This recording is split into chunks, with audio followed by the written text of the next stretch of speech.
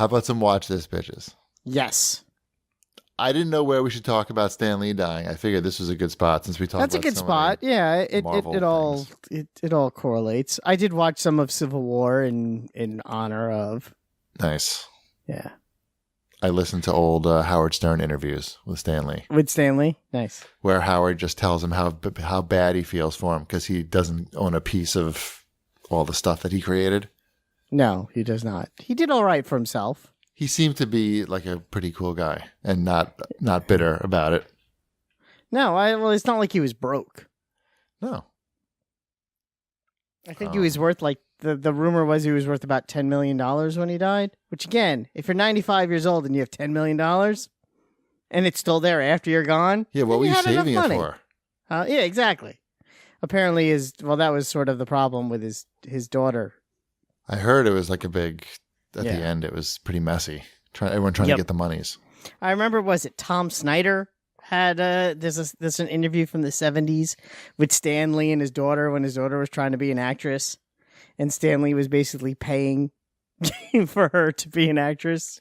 Oh, like Hulk Hogan and his daughter's music career? Yeah, yes. It was basically that, but in the 70s with Stan Lee and his daughter. And yeah, it was exactly that. It's like, it's a little cringy. Right. So, yeah. But anyway, But I liked the stuff that Stan Lee made. I was going to say, but that's not what we're talking about today. Let's talk about the good things. I tweeted out a link. It's on. These are the worst eulogy people ever. I know. You should look at his Wikipedia of characters created by Stan Lee. It's probably not even a full list, but it's like 376 characters that he had a hand in their creation, and the list is pretty crazy. Not just for the main characters, but even like the little ones that we know the names of. Like the fact that everyone on this show, at least 3 of us, and probably a lot of the people listening, know who Foggy Nelson is for one reason or another. My fast forward thumb knows who he is. Exactly, but still, that's a Stan Lee character he created in 1960 something that you know who that is. Did he create Karen Page? I believe so, yes. Oh no. This eulogy is over. I believe she was on the list, but it's still kind of crazy. Yes. What about Spider-Man? No, he had nothing to do with no, not that that's one. Just stupid. Why would you ask that? That's dumb. I don't know. It's like you're highlighting all the things that he didn't do quite right. No, I actually put that in a list of things he did very well. This is like your review of Red Dead. Exactly. It's a Wombat memorial in memoriam. All the shitty things that he did in his life. No, it's a good thing. It's really impressive that it's one that, you know who else he created? Yes. Vanessa. Okay. Vanessa Fisk. Uh-huh. That's his. He did that. Good. It's just impressive. It's not just, like I said, it's not just the big characters, but the fact that he did it all, that there were so many supporting characters that wound up being important in their own way 40, 50 years later is pretty amazing. Yeah. So, yeah. Good job, Stan. Exactly. Rest in power. Isn't that what the kids say? Maybe. I don't know.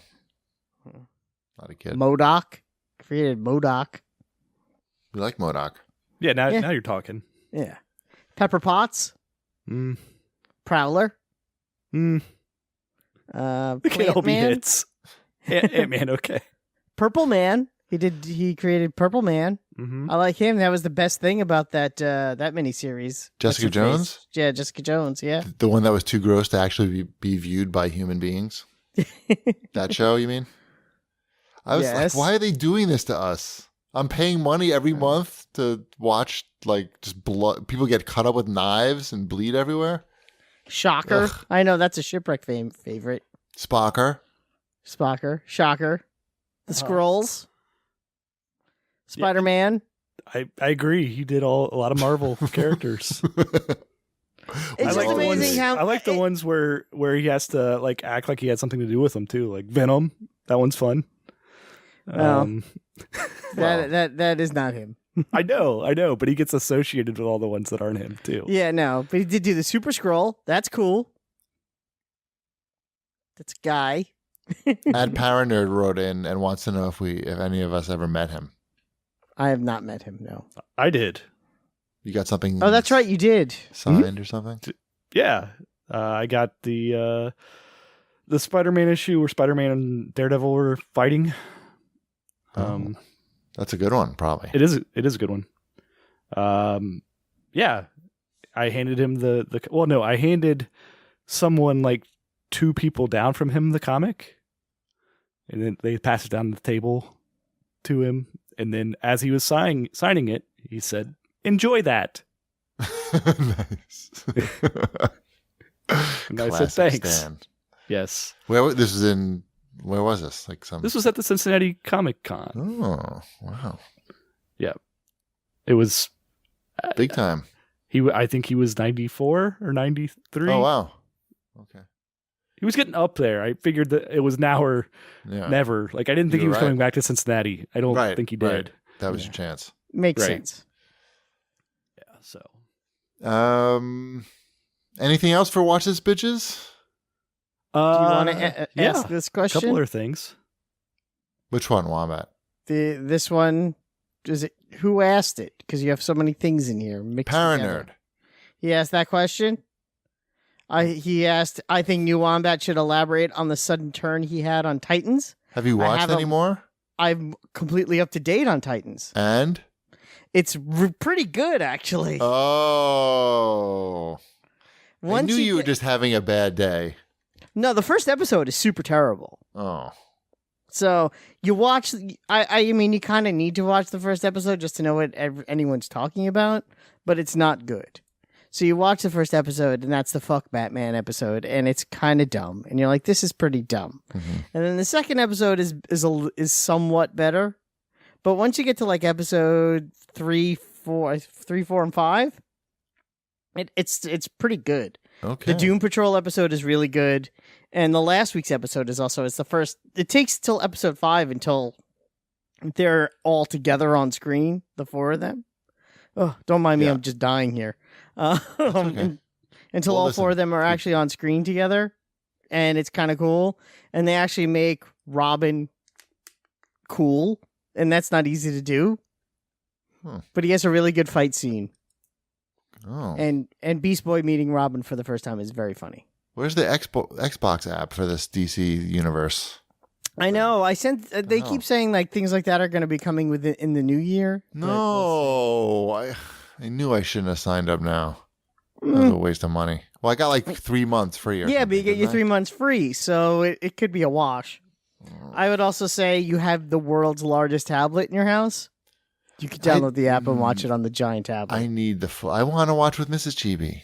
So I could do AirPlay. You can't put the giant tablet on the end of your bed. Yeah, you can AirPlay it. But we need to watch it on You can AirPlay it from your phone to the TV. I will. Fine. You make it sound like that's so difficult. I like it to be as good as it can be. So it's going to be fine. You can probably watch not going to have surround sound. She's probably going to hate it anyway. No, Mrs. Chibi. Well, if it's too much talking like Daredevil, then she's going to hate it. There's an episode, episode 10 of in season 3 of Daredevil. There's a half-hour flashback for Karen Page. It's like continuous. You know how most of the episodes are just, 2 or 3 minute scenes, and then they switch to somebody else. Mm-hmm. Just a half hour straight of Karen Page flashback. Fast forward through the whole thing, and just like you slowed it down enough just so we sort of knew what was happening. No reason that it needed to be a half an hour. But the next 15 minutes were great. We watched that in full. I just like when Bullseye throws things. It's pretty compelling. So I haven't watched it yet. If it's a spoiler, you don't have to tell me. So does Bullseye have superpowers, or does he not have superpowers? Well, I looked it up in Wikipedia. I can tell you what Wikipedia says. I'm talking about TV show. Bullseye. Well, let me tell you traditionally, and then it's not a spoiler. Well, traditionally he does. He doesn't, actually. It depends on who you ask. Well, Wikipedia. They say when I was a kid, he did. They're and then they saying, got rid of them. I'm telling you what Wikipedia says. It says that Bullseye's skills are at the level of supernatural ability. However, technically, he does not have powers. I don't know if that makes a lot of sense, but I believe. Does he still have an adamantium skeleton, or is that just like in the 80s? I don't think in the show they've said that he's just anything but a normal guy who can throw things really well and shoot really well. Okay. He has superpowers. Oh. I remember when he was a mutant for like 10 minutes. I remember when Colin Farrell played him in that. Yes, that was also that was actually good casting, but casting. Good casting. Did you watch the Detective Pikachu trailer? No. Yes. My daughter Like did. She asked me when it was coming out. 7 times. Yeah. Emmeline was really upset that it was not something we could go see immediately. Yep, I had the same issue, but my daughter is 10. What's that rated? I don't know. Hard R. Right. Well, I would guess it's PG. Okay. I don't know. Yeah, it can't be rated yet. So. Right. No, it's got Detective Pikachu dick in it. Right. Yeah. So I would guess they're going PG with it. I would be surprised. Sure. Makes sense. But no, it kind of came out of nowhere, like what it actually was. Like we knew that they were making this, right? Right. Like I remember that being announced, but the whole look of it and Ryan Reynolds voicing Pikachu was not, I don't think, what anybody was expecting. Right. It's cool. We'll see. I don't know anything about Pokemon really, so it's one of the, I know I saw that it was one of the most viewed trailers ever. One of the most I'm sorry, somebody from Amazon was interrupting me. What did you say? One of the most viewed trailers ever. Already? Yes. It was like I think I saw something where it was like in the top 5 viewed trailers of all time. So I'm surprised. They are going to make it's not that surprising. I mean, more than Solo, a Star Wars story? People like Pokemon. Yeah. It's not and that they've surprising. been starving for Pokemon. And then once word spread like that, how kind of weird it is and good at the same time. Sure. Like, I think it's a real, like, did you play the game? No, I know you guys didn't play the game. No. I don't know if it was a conceit in the game, like that there was a human that could understand him, but that's a pretty clever way of making this movie work. Sure. I don't, you haven't seen it at all. I know the conceit Okay. that only one kid can understand him. Yes, I saw that part. Yeah. Okay. Mm-hmm. I like it. I'm not against it. I'll take my daughter to see it and my son if he wants to see it too. Yeah, why not? Sure. That's the thing too. Another reason why it's going to make a ton of money is because all of the parents are now like they grew up with Pokemon age. So right. this is the hey, I'm going to make my kids like this also thing. Could be. Yep. What else we got here and watch this bitches? I watched Christopher Robin, another movie with real people and I don't know, fluffy. That that trailer looked like trash. Is it trash? It is weird. Like Wombat, you should stay away from it. Cheapy, it's depressing, so it might be up your alley. I don't like kids like family movies that are depressing. I don't mind being depressed if I'm watching a serious. I don't know that this is necessarily. It's not for kids, really. Like, there's no problem with kids watching it, right? But it's really like for adults, and it's just like depressing about like how you have to work at a job, and that gets in the way of everything, and like that's not a great message for the kids out there necessarily. So Emmeline fell asleep. It was pretty late at night when we were watching this, but she fell asleep pretty early on. I would say like 20 minutes in. But like, so Gretchen and I finished watching it, and we just like kept on looking at each other. Like, if she was awake during this, there's like so much that we would just have to be explaining, like what was like kind of thematically going on. I don't know. It's just a weird movie to have been made. Yeah. I don't think it's bad. It's just like it's not exactly a feel good movie, and like it's not Paddington. It's definitely not Paddington. Okay. Yeah. So Christopher Robin, I don't know.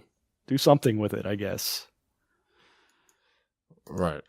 All right. I don't. Yeah. I'm probably not gonna like. I don't even think I want to watch it. Really. Like.